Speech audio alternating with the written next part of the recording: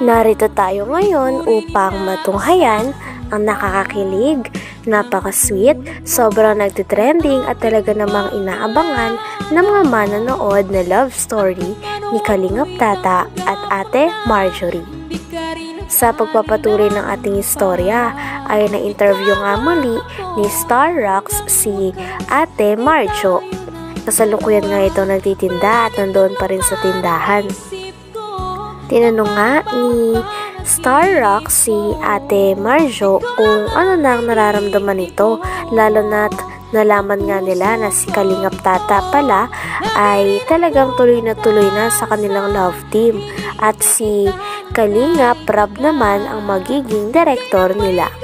Nang nalaman naman ito ni Ate Marjo ay talagang natuwa siya at parang kitang-kita nga sa kanyang mukha na excited na talaga siya. Sino pa? Ikaw panganay?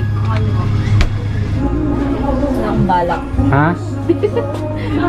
Ano? Wala akong balak. Wala akong balak kasi siyempre di naman habang buhay kasama yung mga magulang. Diba? Ikaw, ilang taon ka naman? Ay, bata pa.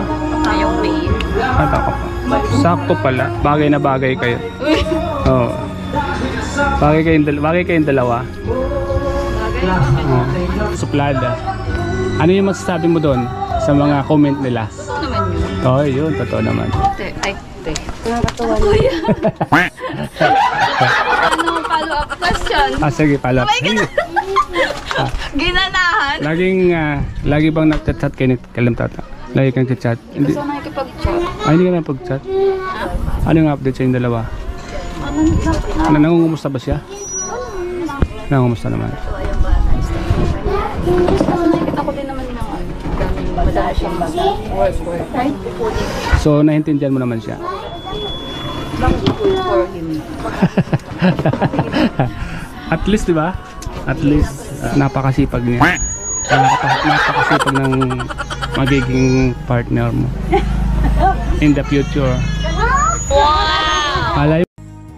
Grabe at talagang sabi nga ni Star Rocks kay Ate Marjo ay napakadami nang nag-aantay ng mga fans at mga viewers sa kanilang pagtatambal ni Kalingap Tata.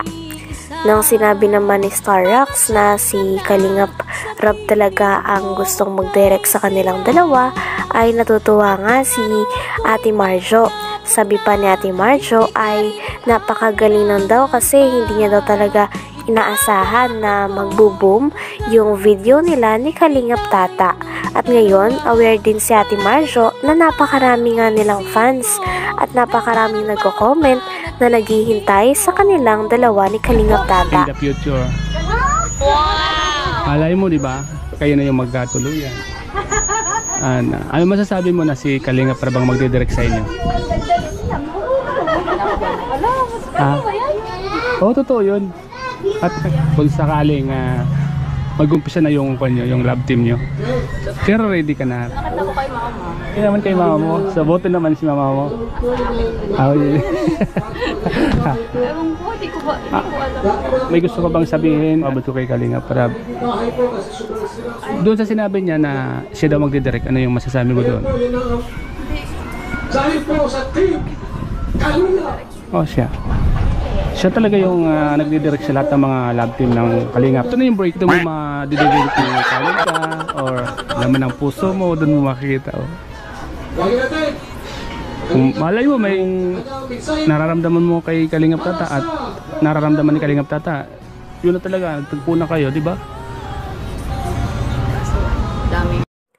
Dito pa ay pinag-usapan nga ni Ate Marjo at Star Rocks TV ang talagang kagalingan ni Kalingap Tata sa pagkanta pati na rin sa pagsayaw.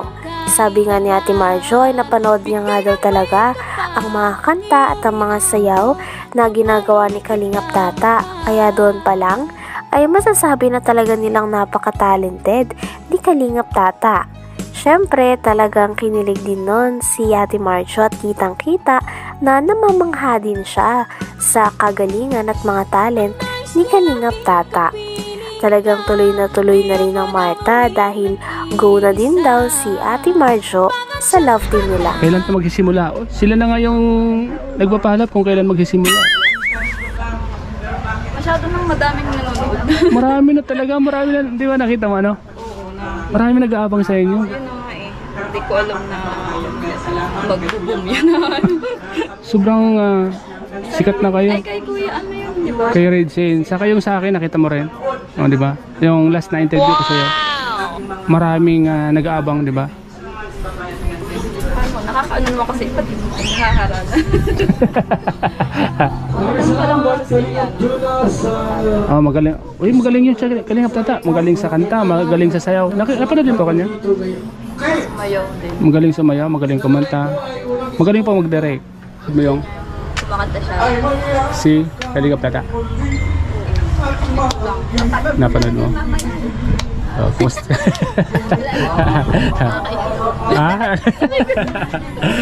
Uy, marami na nag-aabang. Totohanin nyo, di ba? Nasa inyo ng dalawa.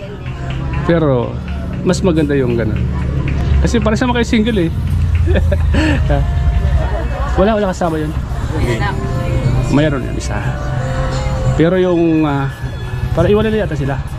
Kasi, kung naman, si Kalingap Tata ko, hanis naman yun. Sinabi naman niya na may anak siya. Pero wala siyang asawa. Nasaan na yun? Di ba? Oo. Para sama kayo single. Ano masasabi mo? Abi. Kalapit si ano. Sino? Madami siyang ano. Siya yung nagdidirect. Kay Angelica siya lang yun. Kay Norman siya rin nagdidirect. Direct? Oo. Parang ano yan, Coco Martin. Parang Coco Martin siya yung director. Siya pa yung... Ano, magpaan pa siya ng katawan. Hindi kami nag-gym. Talagang kinilig nga si Ate Marjo nang tanungin ni Starrocks kung kamusta na daw sila ni Kalingap Tata. Lagi daw bang nag-chat si Kalingap Tata kung kinakamusta siya nito? Sabi naman ni Ate Marjo ay kinakamusta naman daw siya ni Kalingap Tata, ngunit hindi rin sila araw-araw nag-chat o madalas sapagkat alam niya rin na napaka-busy tao ni Kalingap Tata dahil napakagaling nga nito mag-direct at sa mga vlog ay alam niya din daw na busy kakagawa ng mga vlog si Kalingap Tata. Kaya naiintindihan naman ito ni Ate Marjo. At sabi nga ni Ate Marjo sa kanilang mga viewers at mga supporters na naghihintay ay wait lamang daw sila, talagang abangan nila ang nalalapit na pagkikita muli ni Kalingap Tata at ni Ate Marjo. Grabe at napakarami na excited sa pagtatambal muli ng dalawa. Parang Coco Martin siya yung director. Siya pa yung... Ano, magpaan pa siya ng katawan. Hindi kami nag-gym. Talaga naghahanda siya kala. Ganda o Marta. Mayroon na kayong love team eh. Pinangalanan na, di ba? Marta. Ano sa tingin mo? Okay ba? Okay ba yung pangalan?